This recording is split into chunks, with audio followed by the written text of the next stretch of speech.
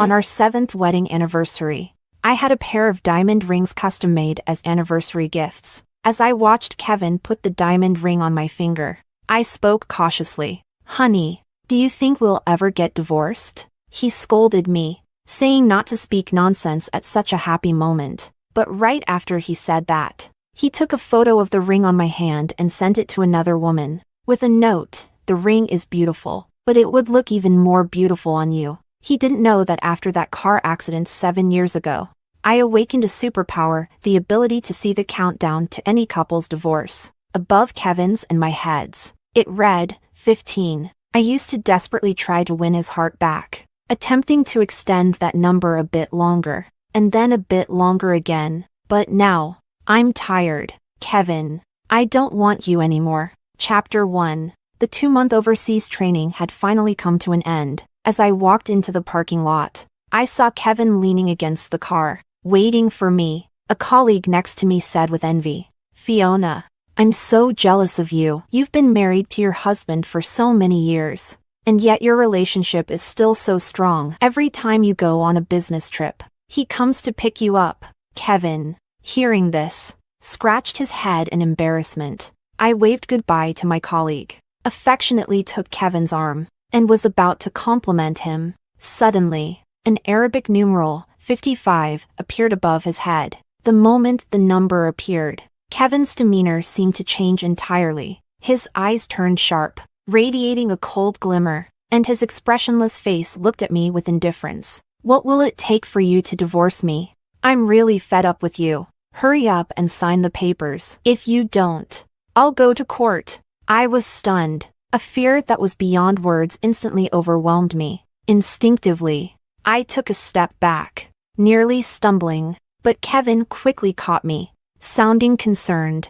"Honey, are you okay?" I shook my head, but my gaze remained fixed on the number above his head. I closed my eyes and took a sharp breath. 7 years ago, on my way to have lunch with Kevin, I was hit by a large truck and thrown to the ground. I was in a coma for 3 days in the hospital, and when I woke up, I had developed a superpower. All I had to do was lightly touch someone, man or woman, as long as they were married, and I could see how much time they had left until divorce. Sometimes, I could even see a vision in my mind of their divorce moment. I secretly tested this superpower many times. The countdown above my parents always displayed X. Even though they argued every day and constantly bickered, they couldn't be separated and were still a happily married couple. X in the countdown meant uncertainty. No fixed term, essentially. A match made in heaven. A relationship that would never end in divorce. But my aunt, who often showed off her affection for her husband in front of us, had a countdown above her head that read, 9. I nervously counted the days. And finally, on the penultimate day, my aunt and uncle fought fiercely, insisting on getting a divorce. My parents came back from my aunt's house and told me that my uncle was addicted to gambling and even mortgaged their house. When my aunt found out, she demanded a divorce. And by dawn, the two of them had already gone to the civil affairs office to finalize it. At a college reunion, I saw an Arabic numeral, 16, above my classmate Elise's head. I found it unbelievable at the time. After all, Elise was the first among us to get married, and she had married into a wealthy family. Half a month later, Elise announced her divorce on social media. The reason? Her husband had been supporting another woman and had an illegitimate child. Although my superpower had proven itself true, I always kept it to myself. Not getting involved in other people's destinies was my rule in life, until I married my childhood friend Kevin.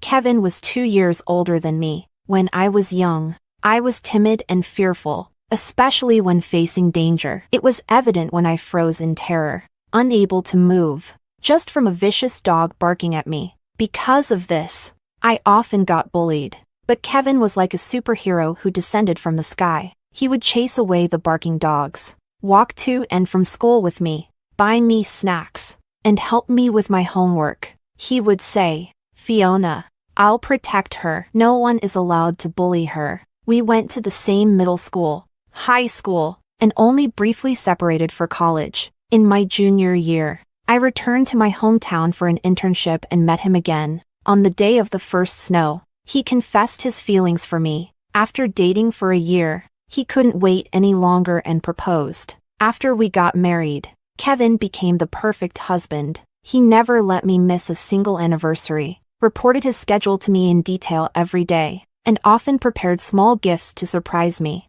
I also gave him the same dedication. Because of that, the countdown number above our heads had always been X. I naively thought we could continue on, simply and happily. Then came the irony. Suddenly, there was a countdown above our heads. It was like a heavy stone hanging over me, ready to drop at any moment. I couldn't believe what I was seeing. I reached out and took Kevin's hand, wanting to confirm if it was all an illusion, but my superpower had its limits. I could only use it on the same person once a day. If I wanted to verify our countdown, I would have to wait until tomorrow. Kevin opened the car door for me like a gentleman, smiling. "Honey, let's go home." I sat in the pre-warmed passenger seat, watching the autumn rain drizzle against the car window, and then glanced at Kevin, who was focused on driving. It was only then that a sense of security slowly returned. At a red light, Kevin noticed something was off with me. He gently brushed his fingers through my hair, patiently asking, "Honey, are you too tired from being abroad? My heart aches for you. How about I take you for a drive to the beach this weekend so you can relax?" Even through 2 layers of clothing, I could feel his warmth clearly. I let out a deep sigh, leaned over, and kissed his cheek. "Thank you, sweetheart." Then, without being able to hold back, I added, "Honey, I'm feeling a bit down today. Clara from our research institute is getting a divorce." She cried the whole way on the plane. "Honey, I want to ask you something. I mean, just hypothetically, if one day we were to get divorced, could you be the one to bring it up first?" I think I'd be too hesitant. Kevin lightly tapped my nose, sounding a little annoyed. "Divorce? Fiona, did you fall for some foreign guy while you were overseas? I'm telling you, divorce is impossible for us. Why should someone else's divorce matter to us? Babe, I love you. I've always loved you, and I will never divorce you in this lifetime." Kevin's determined tone reassured me a lot. I started wondering, maybe I'm just too tired and saw it wrong. After all, there were so many people coming and going in the parking lot. It's entirely possible that I accidentally brushed against someone else and confused their countdown with the one for Kevin and me. Or perhaps Clara's sadness over her divorce had influenced me, causing me to imagine things. As soon as we got home, Kevin got a call from the law firm and was asked to return. Before he left, he gave me a lingering kiss on my forehead. "Honey, I love you." His eyes were sincere and bright, like brilliant stars shining in the night. How could someone like Kevin possibly divorce me? When I got home, I didn't feel like eating. I just lay on the couch, playing with my phone. But no matter which social platform I scrolled through, I couldn't find any clues. Kevin's profile picture was still our wedding photo. His posts were always either updates from work at the law firm or pictures of me. Each post about me received countless likes from mutual friends, who genuinely seemed to envy our happiness. If it wasn't his problem, then could the problem lie with me? After we got married, Kevin didn't want me to struggle, so he worked tirelessly day and night to build his career. In just 2 short years, he went from being an intern lawyer to becoming a partner at the firm. Every day after work, he would rush to pick me up at the research institute. And it seemed I had never proactively waited for him. Could it be that my behavior made him feel like all the effort was one-sided? The following afternoon, I left work an hour early and waited at Kevin's law firm with his favorite iced Americano in hand. When Kevin came out, I ran up to him suddenly. "Honey, I came to pick you up after work." Kevin instinctively stepped back a few steps. When he realized it was me, his expression changed to one of pure happiness, and he couldn't hide the smile on his face. "Sweetheart, what made you think of coming to pick me up?" I wrapped my arm around his, nuzzling close to him playfully, then handed him the iced Americano. I wanted to be considerate since my hubby works so hard, but soon, I couldn't keep smiling. A large number appeared above Kevin's head, showing our countdown to divorce, 54. The upsetting scene played in my mind again. He took the iced Americano from me, looking disgusted, and threw it straight into a nearby trash can. I looked at him pitifully. "Honey, what's wrong? This is the iced Americano I waited in line to get for you. It's your favorite, Kevin coldly replied. When did I ever say I love iced Americano? I like coconut milk latte. Fiona, stop bothering me, okay? Just sign the divorce papers. In that moment, I almost lost my balance. Kevin quickly wrapped his arm around me. Babe, how many times do I have to tell you not to wear such high heels just because they look good? You almost fell just now. Good thing I reacted fast. Look, those shoes have rubbed your feet all red. I buried my face in Kevin's chest, trying to hide my overwhelming panic, my whole body trembling. Why was this happening? Even after I made changes, the divorce countdown continued. Was it that I wasn't doing enough?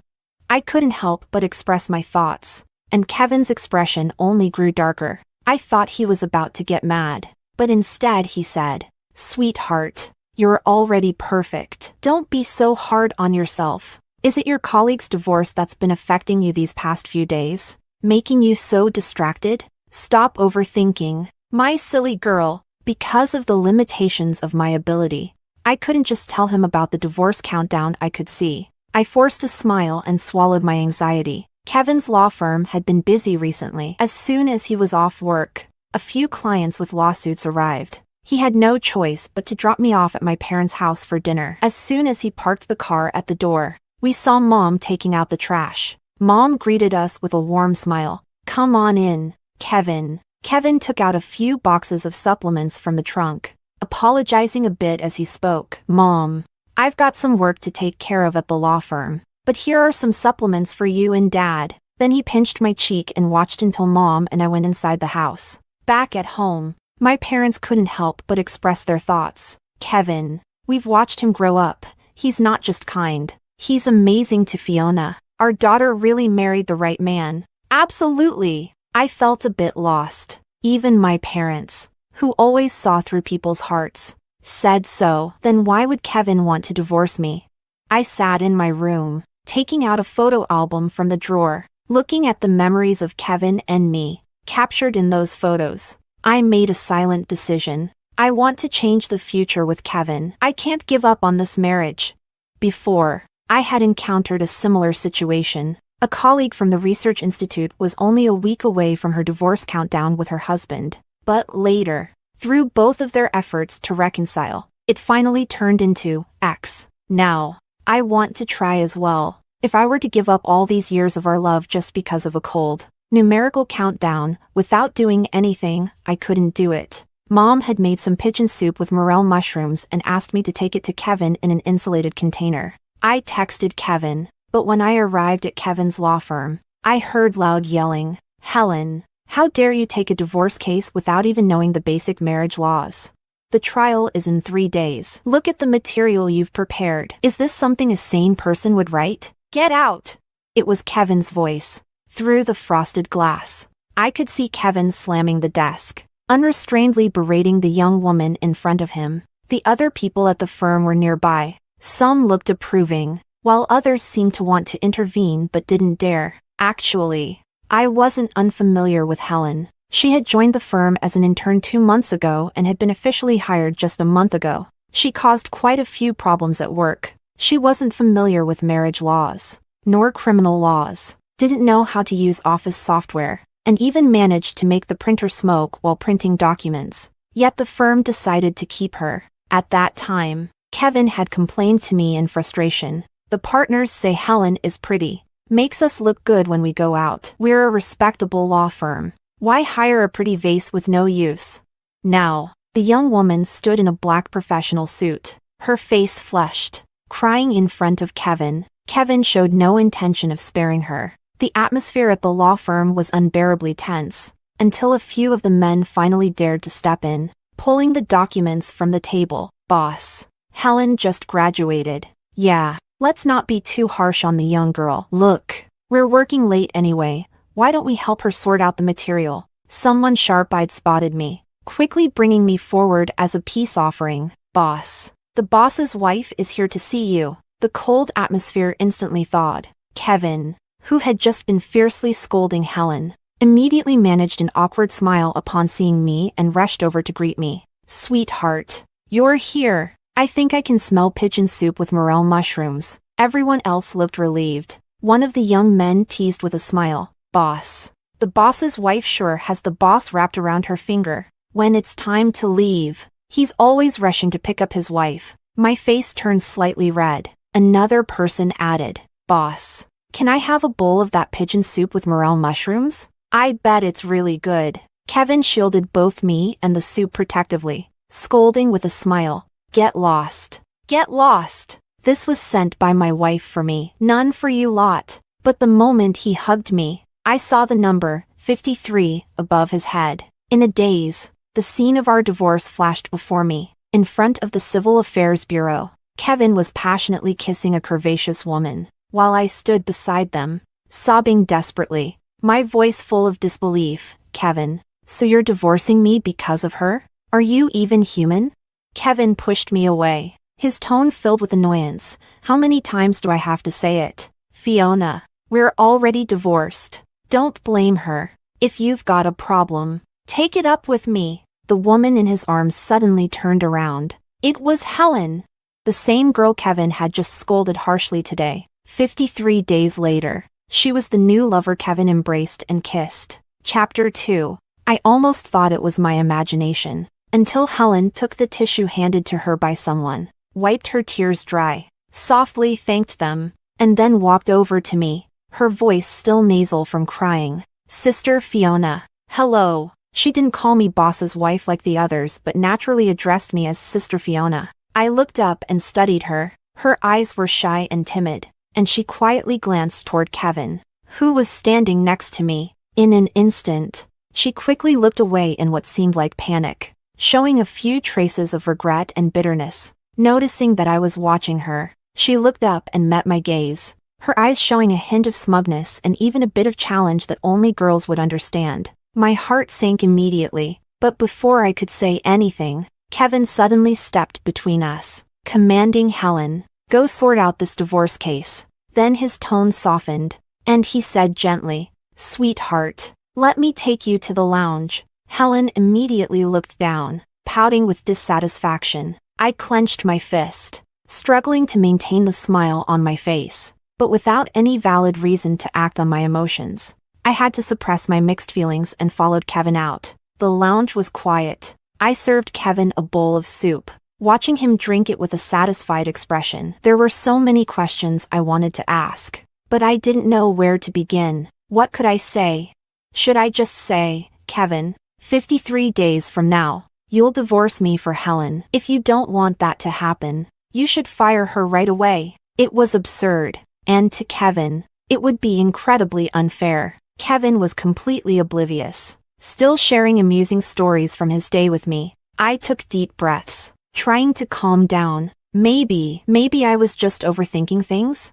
Until a knock came at the door. Helen peeked her head through the gap in the door, looking playful and cute. Greeting us, boss. Sister Fiona. Sorry to interrupt, but they just taught me how to do it once, and here's the material I organized. Please review it, boss. Without waiting for permission, she squeezed into the lounge. She approached Kevin naturally, pushing the laptop toward him, half leaning on the table next to Kevin, scrolling with the mouse as she explained, her voice noticeably softer than usual. Sitting nearby, I felt extremely uncomfortable. Helen was standing way too close. Kevin only needed to lift his head slightly, and if he wasn't careful, he'd bump into her chest. But he seemed unaware of how awkward the situation looked. He put down the soup and listened patiently as Helen finished speaking. He nodded with satisfaction. Not bad for someone I trained, although there are still a few minor mistakes. It's a lot better now.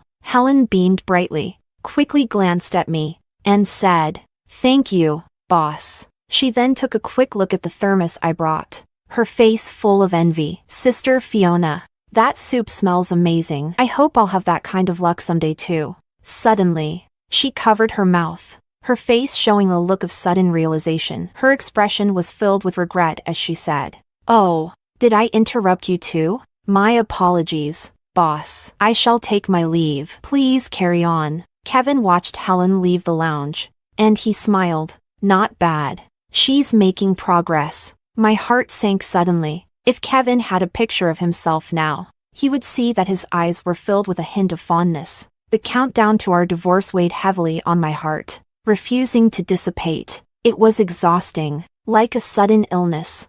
I developed a high fever that wouldn't break, feeling dizzy. I called in sick at the research institute and spent the day in bed. When Kevin found out, he immediately came home to check on me. My mom also came over, carrying a large bag of medicine. How did Fiona get sick all of a sudden? And so badly too? Kevin looked at me, full of concern. He bent down, and after my mom left, he let me lean on his chest, gently patting my back like he was comforting a child. Sweetheart, get well soon. Once you're better, I'll take you on a vacation. But in that instant when he touched me, a glaring 52 appeared above his head. At the same time, I saw the scene of our divorce again. This time, besides Kevin, Helen, and me, my parents were also there. Mom was wiping away her tears while helping me up from the ground, glaring at Kevin. Kevin, what did we do to you? What did Fiona do wrong?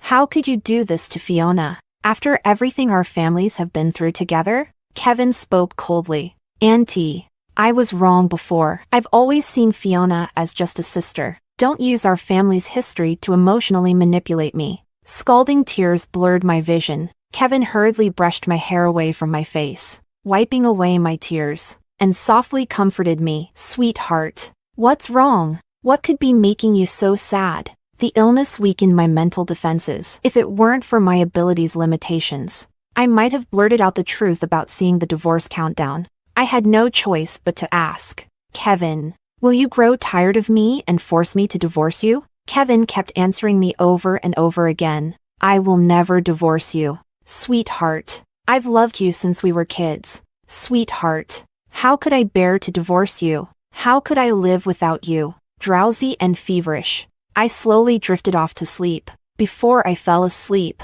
a thought suddenly surfaced in my mind. Kevin loves me so much. How could he possibly cheat? If I drive Helen away, making sure she has no chance to interact with Kevin, wouldn't that mean we don't have to get divorced?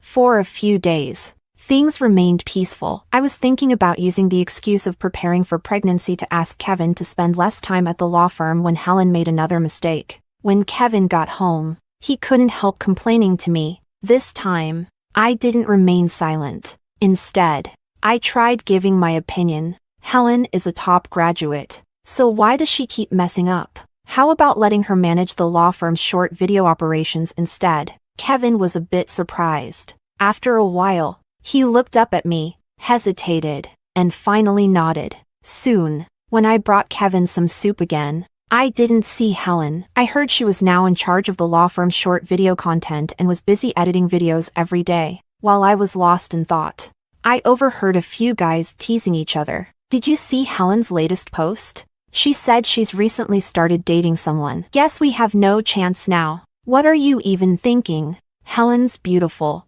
great figure. It's only normal for her to date someone. I let out a sigh of relief. Helen was now dating someone else and had no contact with Kevin. This time, everything was back on track, right? Sure enough, when I held Kevin's hand again, the countdown above his head was no longer a cold number. Instead, it glowed with an X. Just when I was feeling proud, I noticed Kevin seemed distracted. I couldn't help but ask, "What's wrong? Did something happen?" Kevin snapped out of it, shook his head, and put a slice of apple in his mouth. I looked at him in confusion, swallowing the words. Aren't you the one who hates apples the most? As an inappropriate thought entered my mind, Kevin seemed distracted only after hearing Helen had started dating someone. Did he regret it? After the research project was granted a patent, I became so busy that I hardly had time to eat. During this time, Kevin kept messaging me. He said, "Honey, I miss you so much. It's been days since you last came home. Do you miss me?" He said, "Honey, people say that one day apart feels like 3 autumns. We've already been apart for so many autumns." He said, "Honey, you didn't come home again today. Another day of lonely nights for me. So unfair." Messages came from morning till night, each one full of concern, becoming my solace amidst the exhaustion. After finally submitting our research findings, everyone was utterly exhausted. My colleague couldn't help but complain. Living and eating at the research institute, I almost forgot what my husband looks like if it weren't for our daily video calls. Everyone burst into laughter. Suddenly, I had the urge to see Kevin immediately, to tell him face to face how much I missed him, until I arrived at Kevin's law firm and heard the sound of sobbing coming from the lounge. Boss. How could he do that? My heart jumped into my throat, and I gently pushed open the door to the lounge. In the spacious room, there were only two people. Helen was sitting on Kevin's lap, crying softly. She looked heartbroken, and my husband was handing her tissues while gently comforting her. Hearing the door open, they both looked up.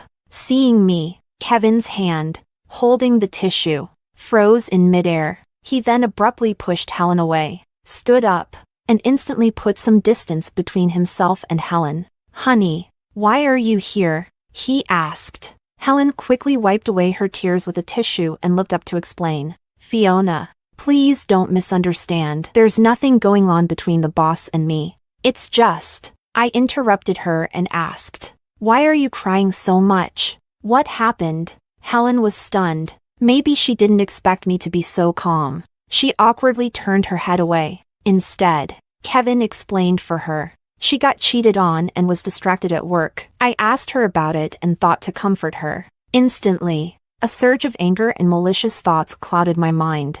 I could hardly control my emotions as I looked at Kevin and Helen. Accusations and blame almost burst out of my mouth. Realizing this, I froze. My superpower had already told me that everything I had done had reversed the outcome of my divorce with Kevin. So at this moment, maybe Kevin comforting Helen was genuinely out of concern from a boss to an employee. Am I overthinking this?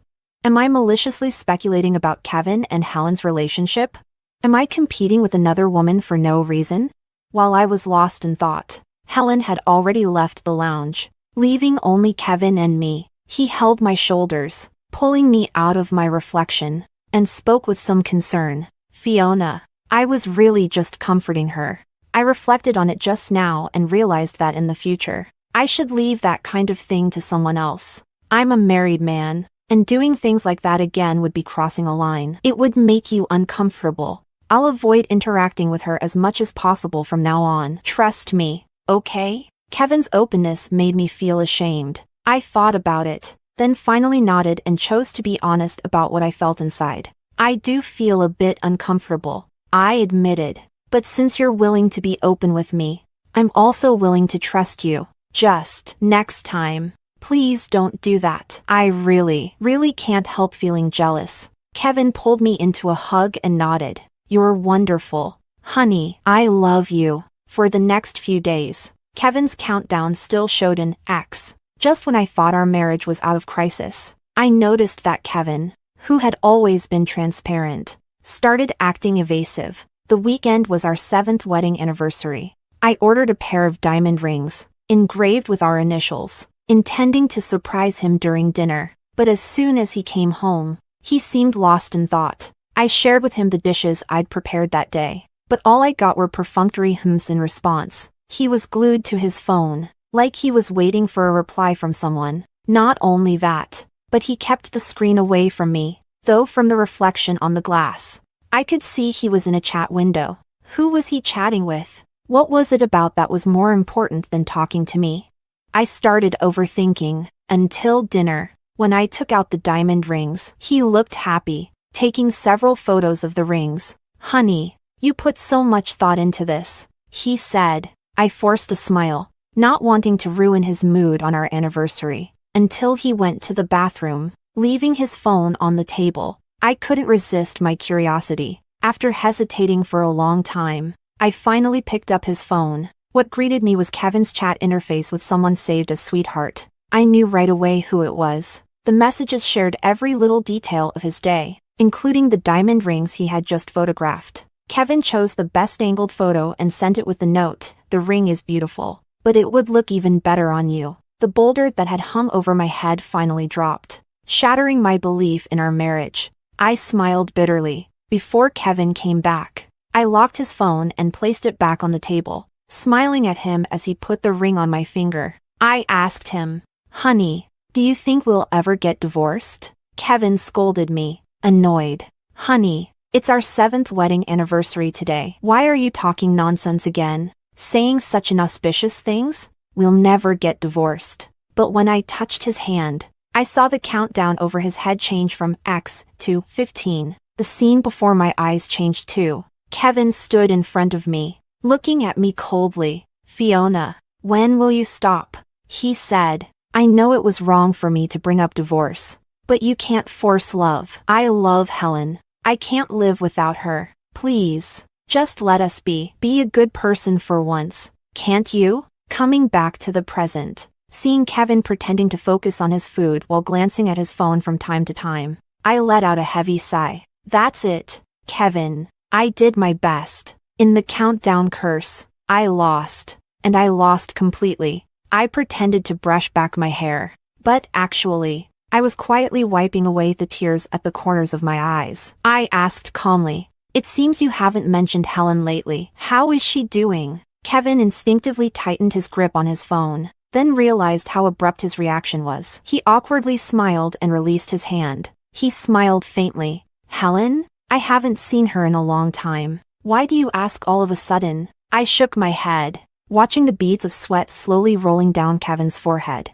and gave a sweet smile, using an excuse to change the subject. But in my heart, I'd already made a decision. Kevin, I don't want you anymore. For the next few days, Kevin was extremely attentive. He picked me up from work every day, and he cooked every night, trying out different dishes. I smiled without comment. I accepted Kevin's kindness without question, and I didn't care how far things had gone with Helen. He had no idea that I was already prepared to divorce him at any moment. I was waiting for an opportunity, a chance to bring up the divorce naturally. And sure enough, I got my chance. During a previous visit to Kevin's firm, I had added the receptionist Anna's WeChat. Anna was graceful and kind. I stared at her message. Boss's wife.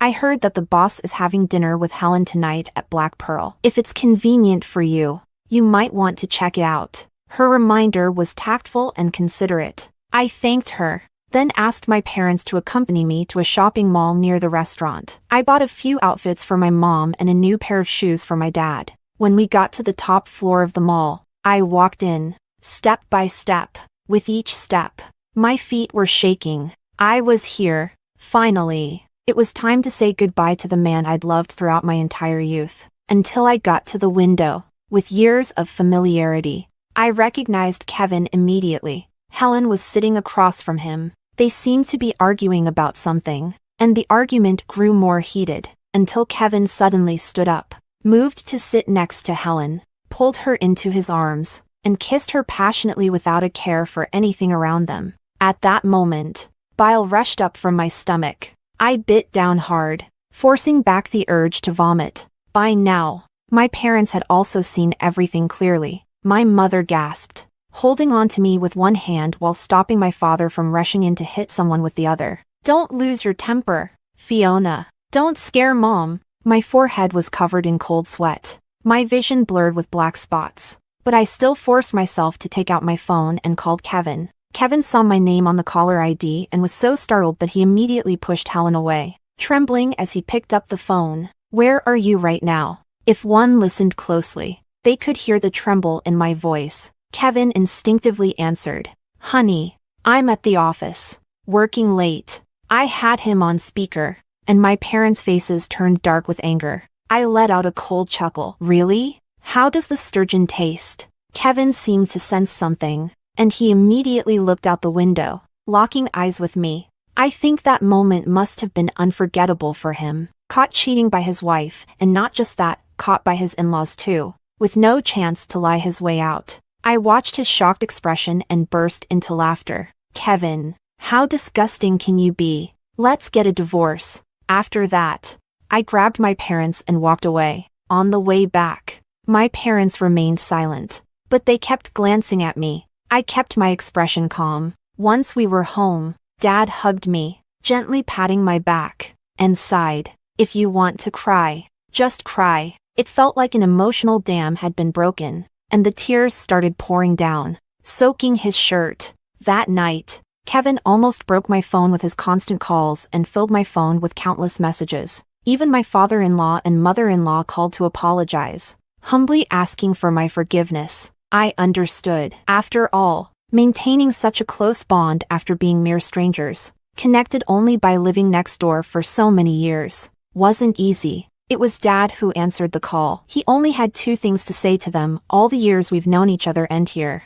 I don't want my daughter to think of these shameful matters every time she sees you. Though I blocked Kevin's contact on every platform, he still managed to catch me at the entrance of the research institute. Afraid I would run away, he grabbed my arm tightly, pulling me to the side, his eyes red and filled with a pleading look. Honey, how can you be so heartless? We grew up together, with all those years of love. How can you talk about divorce so easily? Are you giving up on our family's feelings too? I know I made a mistake. Can't you give me another chance? Without you, I won't survive. I only felt tired. Why did you cheat? When did it start between you two? Kevin hung his head. The 6 feet 3 inches man suddenly seemed to have lost all his strength, crouching as he covered his face. His voice choked with emotion. I don't really know what happened to me. At first, I really disliked Helen, but slowly I started to feel something for her. I thought she reminded me a lot of you when we were young, always needing my protection. You were always at the research institute, busy with work, barely coming home. She, on the other hand, was always reaching out to me, dressing so seductively, and eventually, it happened. He paused, raising 3 fingers as if making a vow. But I swear, it was just a platonic relationship between us. The most was just that one time when you caught us. I couldn't help myself and laughed out loud. You share everything with her, talk to her all night. She sits on your lap. You passionately kiss her. And now you tell me that it was just that once. Do you think I believe you? Kevin's eyes turned red, and his voice grew hoarse. Honey, I truly know I was wrong. Please don't divorce me, okay? I'll change. I'll change right now. I'll fire her and never contact her again, okay? From beginning to end, I remained calm. Kevin, after all these years together,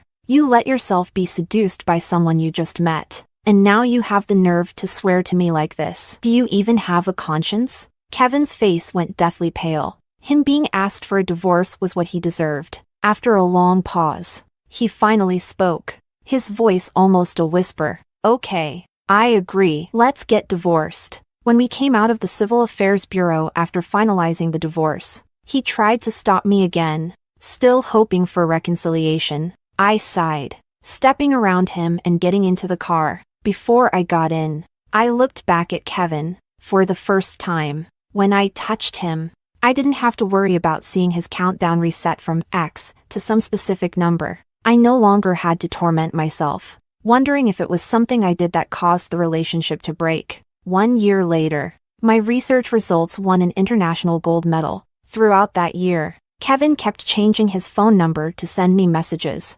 gifts, and even visited my parents. Even when faced with rejection, he never gave up. But unfortunately for him, I was now a well-known scientist, and I would never let myself feel insecure over a failed marriage again. On my phone, Anna was chatting with me, often sharing gossip from the law firm. Anna told me that Kevin had, indeed, broken up with Helen. Half of it was because Kevin regretted it, and the other half was because Helen found a new target. Helen met a real estate tycoon at a drinking party, and she went straight to throw herself at him. Unfortunately for her, the tycoon was quite sharp and only treated her as a one-night stand. Afterward, he dumped her. After getting rejected, Helen went to Kevin, asking him to take her back. But Kevin didn't want anything to do with her. If it weren't for you, I wouldn't have divorced my wife. They say Helen cried as she left the law firm. Anna, still waiting for my reply,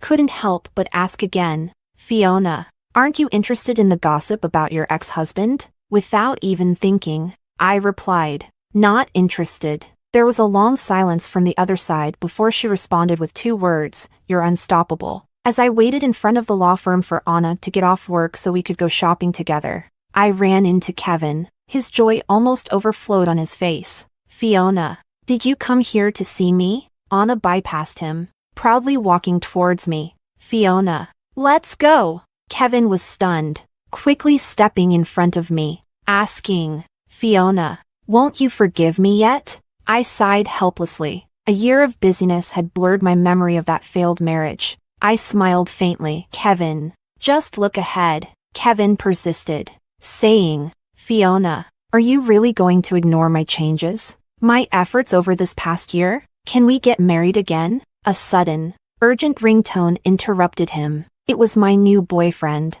a young actor 6 years my junior, shamelessly complaining over the phone about how much he missed me. I smiled sweetly as I replied to him. Kevin's face turned pale. As long as you agree to remarry me, I promise I'll never cheat again in my life. And what about the man on your phone? Can he promise you he won't cheat? I couldn't help but laugh. Kevin, did you think of this outcome when you cheated on me? You, a law firm boss. Shouldn't you be embarrassed? Kevin was dumbfounded on the spot. I linked arms with Anna, waved goodbye to Kevin with flair, and walked away. For a while, I wondered why. After the car accident, God gave me such a superpower. Wasn't it purely to torment me, leading me to constantly stress myself out? It wasn't until the day of the divorce that I finally understood. This superpower was just an ordinary timer. The direction things took was always decided by people. Some people are fated to meet. Missing them can also be a blessing, and my wonderful journey as a leading woman had just begun.